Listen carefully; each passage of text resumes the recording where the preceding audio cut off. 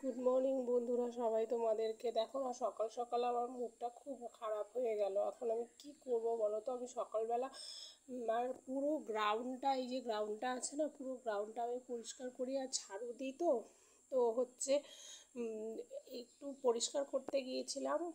তো জঙ্গলগুলো পরিষ্কার করি, তার মাঝখান থেকে একটা চন্দ্রমল্লিকা গাছটা মরে মরে যাওয়ার মতো হয়ে যাচ্ছিলো। তো সেই জন্য আমি একটা, তার সাথে দেখো না, এই করলা গাছটাও ছিল, আমি তো খেয়ালই করিনি, আমার ওইটার সাথে করলা গাছটাও উঠে গিয়েছে। আমি বুঝতেও পারিনি যে এখনকার করলা গাছের মধ্যে আবার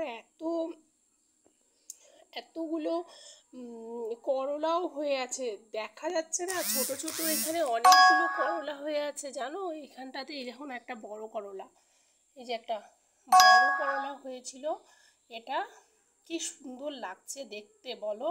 আর এই যে এত মনটা খারাপ লাগছে না আজকে, তো সারাদিন আমার মানে এইরকম এটা নিয়ে ভাবতে ভাবতেই আমার সারাদিন চলে যাবে।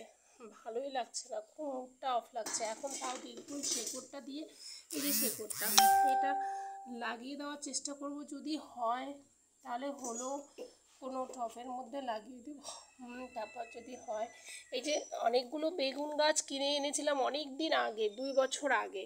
তো একটা বেগুন গাছই বেঁচে আছে, বর্ষার মধ্যে সব মরে মরে যায়। তো একটা না, দুটো গাছ বেঁচে আছে, একটা একটু ম্যালনানিস টাইপের আছে, আর একটা হচ্ছে একটু মোটামুটি ভালো হয়েছে। তো ওই গাছটার মধ্যে এরকমভাবে বেগুন হয় মাঝে মাঝে। তো ভালো লাগে দেখতে, আর খেতেও খুব টেস্ট, বাড়ির জিনিস তো খুবই ভালো লাগে।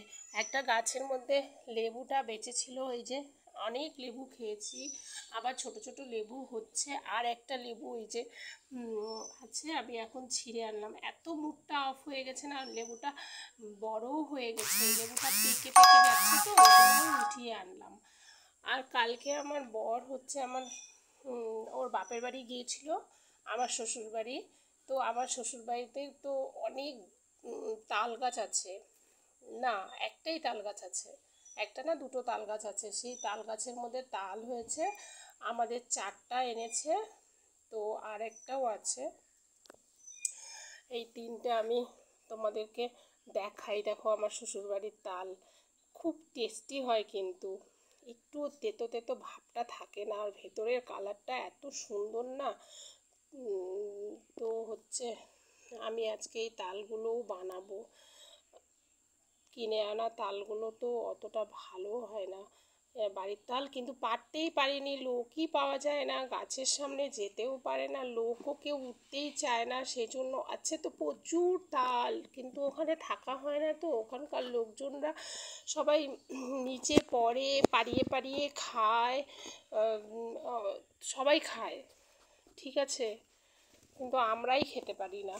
আমার শ্বশুরবাড়ি তো ওই প্রেমের ডাঙ্গা, কুচবিহার, ওখানে অনেকটা দূর না, সবসময় যাওয়াও হয় না।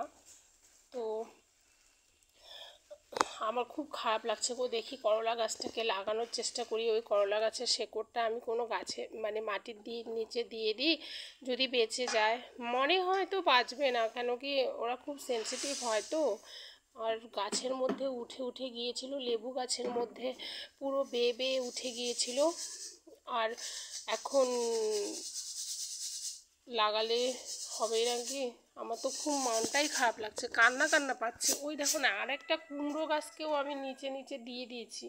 এখন এই কুমড়ো গাছটা বাঁচাতে পারবো কি না আমি জানি না, কিন্তু এর আগে অনেক কুমড়ো গাছ হয়েছিল, আমি উঠিয়ে দিয়েছি, জঙ্গল জঙ্গল হয়ে যায় না, আমার তো এইখানটায় জাংলা মতো করার মতো ব্যবস্থা নেই, তাই জন্য আমি নিচে এই যে ফুলের ডালগুলো দিয়ে দিয়ে একটা কুমড়ো গাছ এখানটায় উঠিয়েছি। ডগা কেটে খেতে হবে, ঠিক আছে।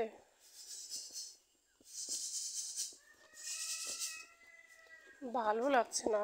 এই যে ভেন্ডি গাছ 1-2টো আছে, এই যে ভেন্ডি গাছ একটা, এই দুটো, এই 3টে ভেন্ডি গাছ, ভেন্ডি গাছ আরও আছে, ওখানে আরও 2টো ভেন্ডি গাছ আছে, ভেন্ডি হয় মাঝে মাঝে, কি ভালো লাগে না। কি না, তোমরা না সবাই প্রে করো যে আমার করলা গাছটা যেন বেঁচে যায় গো, আমি লাগাবো তো, বেঁচে যায় যেন। হ্যাঁ, তোমরা সবাই আমার জন্য একটু প্রে করে দাও গো।